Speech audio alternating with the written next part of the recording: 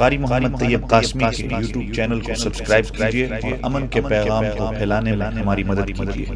اور نیچے دیے گئے ہوئے بیل آئیکن کو کلک کریں تاکہ ہر آنے والی نئی ویڈیو آپ کو براہ راست مل سکے۔ سفر کا مہینہ، ساتھ اس کے ایک صفت یہ لگا دی سفر الخیر یا سفر المظفر،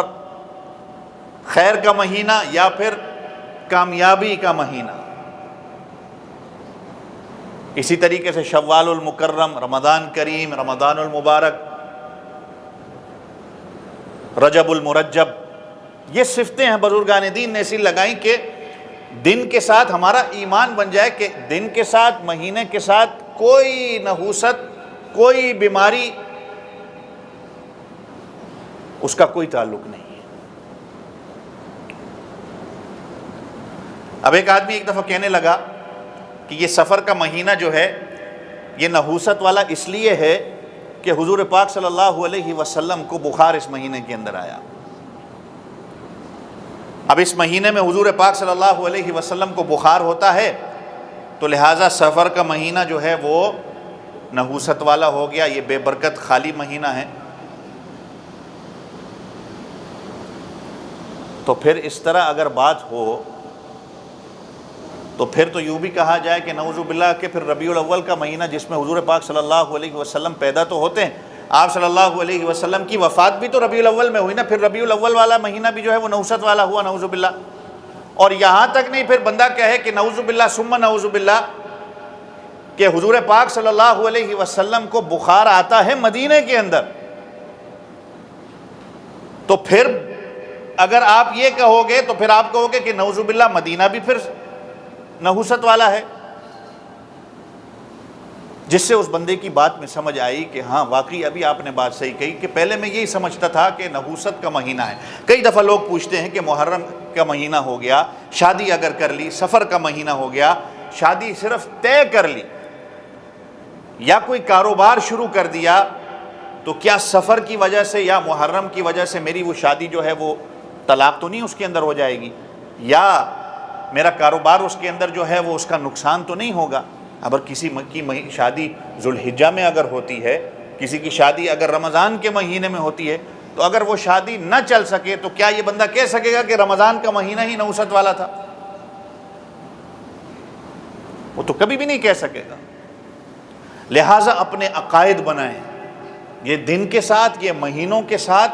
اس طرح تو پھر میں نے جیسے گزشتہ کئی جمعہ پہلے یہ کہا تھا کہ اسلام کی آبیاری تو شہداء کے خون سے ہے، صحابہ کے خون سے۔ کوئی دن ایسا نہیں ہے جس میں کسی صحابی کی یا کسی اہل بیت کے فرد کی وفات نہیں ہے، شہادت نہیں ہے، دنیا میں آنا نہیں ہے۔ اس طرح تو پھر بندہ پورا سال خوشی نہیں منا سکتا، پورا سال وہ کوئی کام نہیں کر سکتا۔ اب میں نے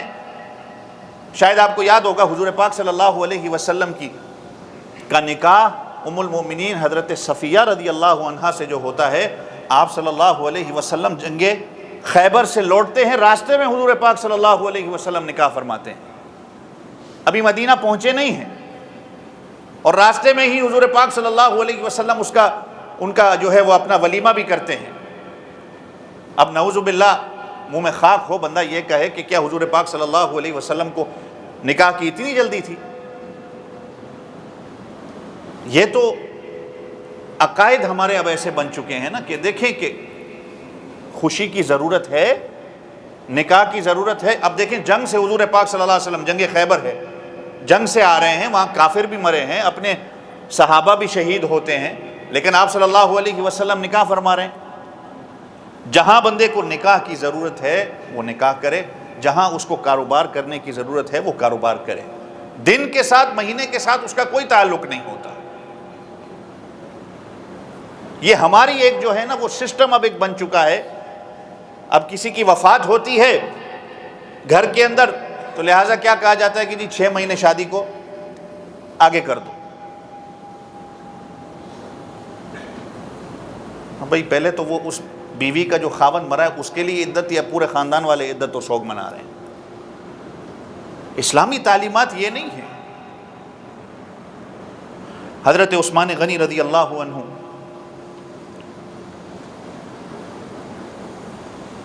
حج کے دنوں میں مکے آتے ہیں،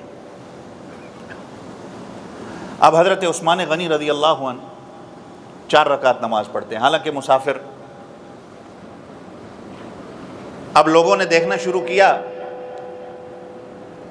تو ایک تماشا اور شور پڑ گیا کہ حضرت عثمان غنی رضی اللہ عنہ نے نعوذ باللہ نبی پاک صلی اللہ علیہ وسلم کی شریعت کو بدل دیا، مسافر ہیں لیکن جو ہے 4 رکعت پڑھ رہے ہیں۔ اب شور ہوتا ہوتا اتنا بڑا کہ حضرت عثمان غنی رضی اللہ عنہ کے کانوں میں بھی بات پہنچ گئی۔ تو حضرت عثمان غنی رضی اللہ عنہ نے اپنا عصا لیا، منبر پہ آئے اور غصے سے بیٹھ کے کہا کہ لوگوں، ابھی صاحب معاملہ زندہ ہے، میں موجود ہوں، میرے سے آ کے پوچھو تو صحیح بات کیا ہے۔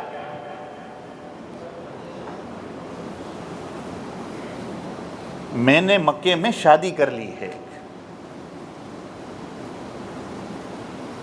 میری مکے میں شادی ہوئی ہے، میرا اب گھر ایک مکے کے اندر بھی ہے، لہٰذا میں مدینے سے اب جب مکے میں آتا ہوں تو میں اب مسافر نہیں رہا، اس کی وجہ سے میں قصر نہیں کروں گا، میں پوری نماز پڑھوں گا۔ اچھا یہ بات تھی، ٹھیک ہے جی، اللہ تعالیٰ آپ کو خوش رکھے۔